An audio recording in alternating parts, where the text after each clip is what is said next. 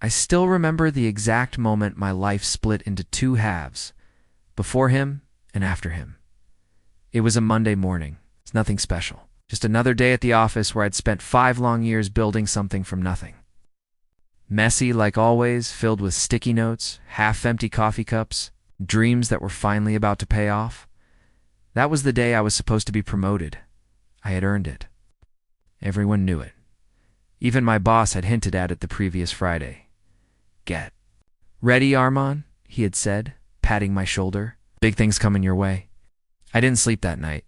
I imagined everything: my new title, my parents' pride, the respect I had been chasing for years, but I wasn't the only one waiting. There was also him, Raza. He joined the company. Just 8 months ago, charming, confident, always smiling like. He knew something others didn't. At first, I didn't see him as competition. Why would I? I trained him myself. Big mistake. At exactly 10 a.m., we were all called into the conference room. My heart was pounding so hard I could barely hear anything else. Our boss stood at the aspirant front. "We've made a decision regarding the new senior project manager position." My hands tightened. This role requires leadership, innovation, and strategic thinking. I held my breath. And after careful consideration, we've chosen Raza. Silence, then applause. Loud, fake, suffocating. I didn't clap. I couldn't. My ears rang. My chest felt hollow, expecting him to look surprised. But he didn't. He just smiled.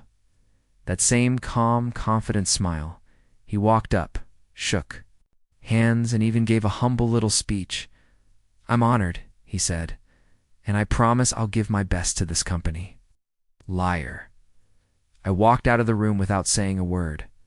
Back at my desk, my hands were shaking. Something didn't feel right. This wasn't just unfair. It was wrong. I opened my laptop.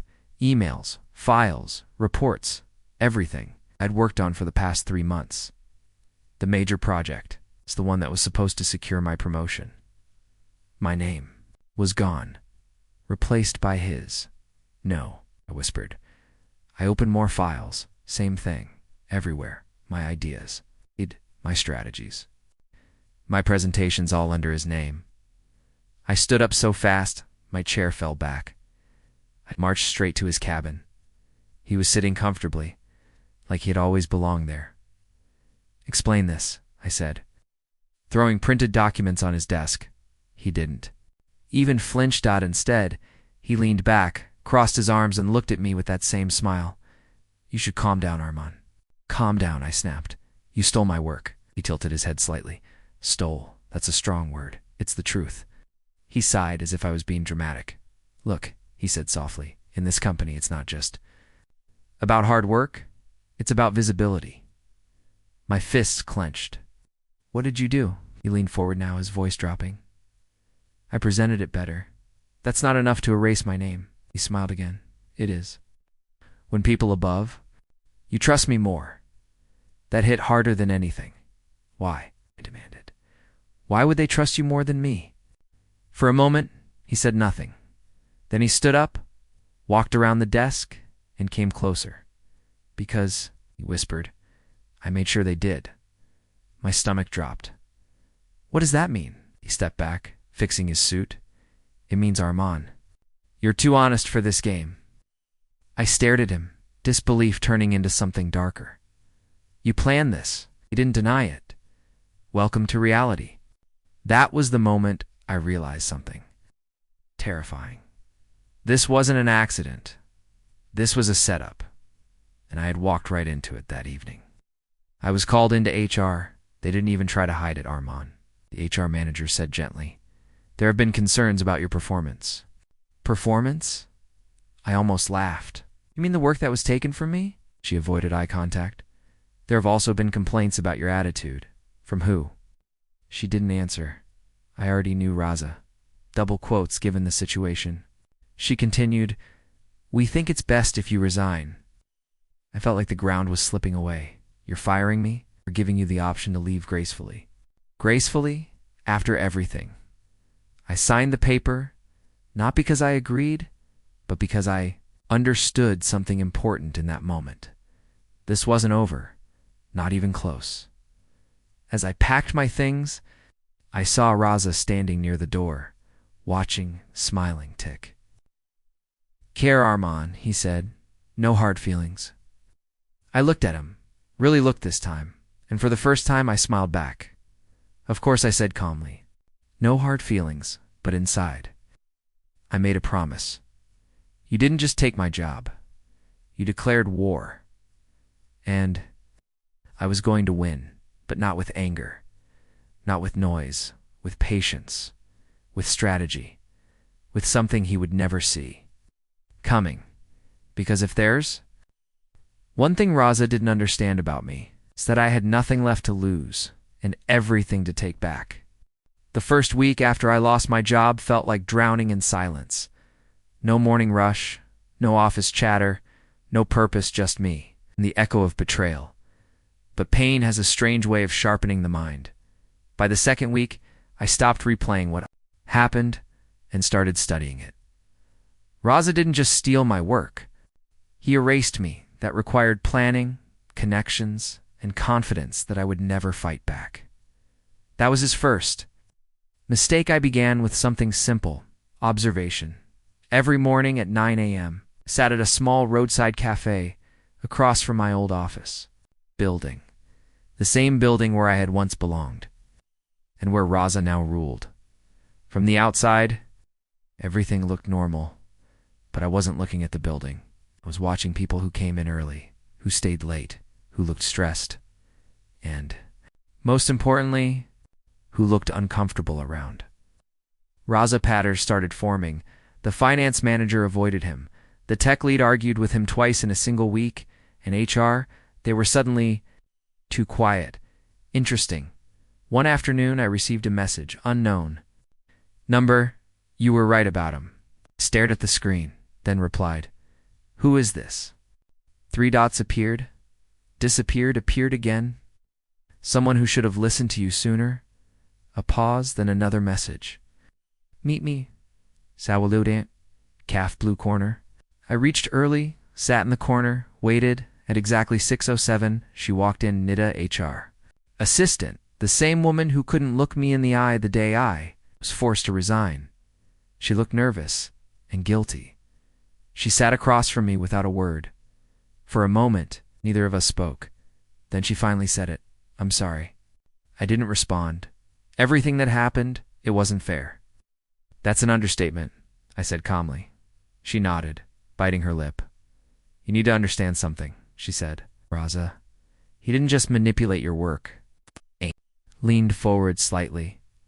"What do you mean?" She lowered her voice. "He's been doing this for years." My pulse slowed. Good. Now we were getting somewhere. He joins companies, gains trust fast, builds relationships with upper management, and then he takes over projects that aren't his. And no one notices. I asked. "They do," she said quietly. "But by the time they realize, it's too late." "He already has influence, and you," I asked. "Why are you telling me this now?" Her eyes dropped. "Because I helped him." Silence. "I didn't know at first," she continued. "Convince me you were. It's difficult, uncooperative." He showed me edited emails, twisted conversations. I clenched my jaw. "He built a case against you," she said. "And I supported it." I leaned back, processing everything, so he didn't just steal my work. "No," she whispered. "He destroyed your credibility first." Explained everything. The sudden change in attitude, the cold looks, the HR meeting. This wasn't just betrayal. This was calculated, precise, surgical. "What does he want?" I asked. She hesitated. "Control. Over what?" "Everything he can touch." Reached into her bag and pulled out a USB drive. "I shouldn't have this," she said, "but I copied it before I changed my mind." I stared at it. "What is it?" "Proof." A heartbeat picked up. "Of what?" "Financial manipulation." "That got my full attention," she continued, her voice barely above a whisper.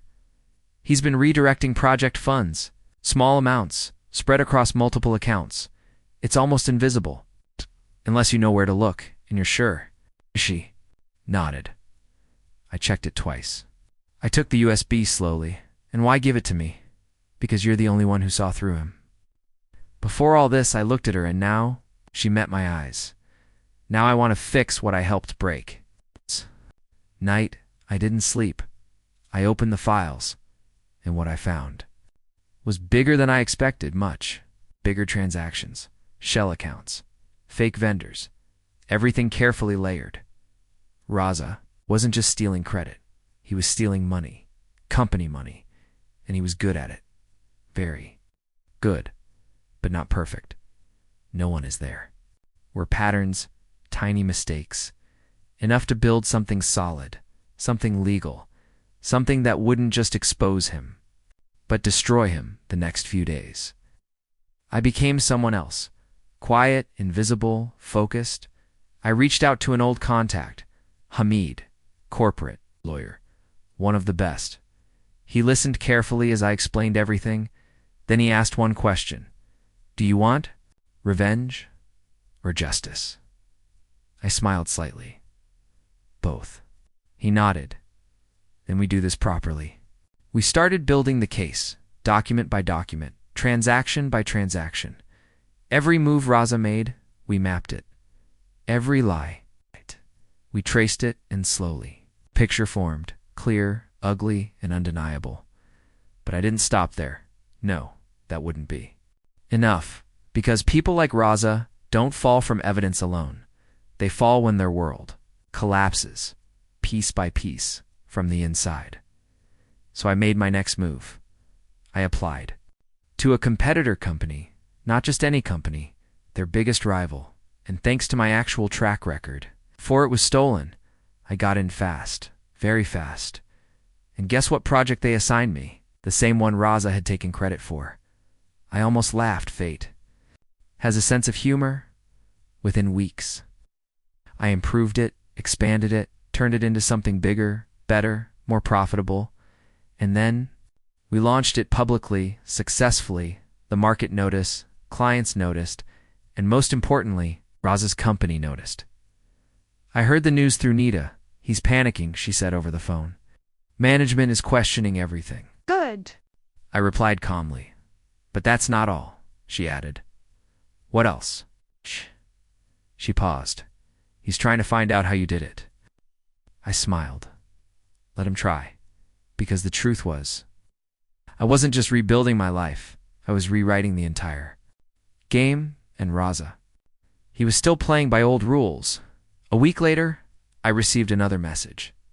This time, from him. We need to talk. I stared at the screen, then typed back. Too late for that. His reply came instantly. You have no idea what you're getting into.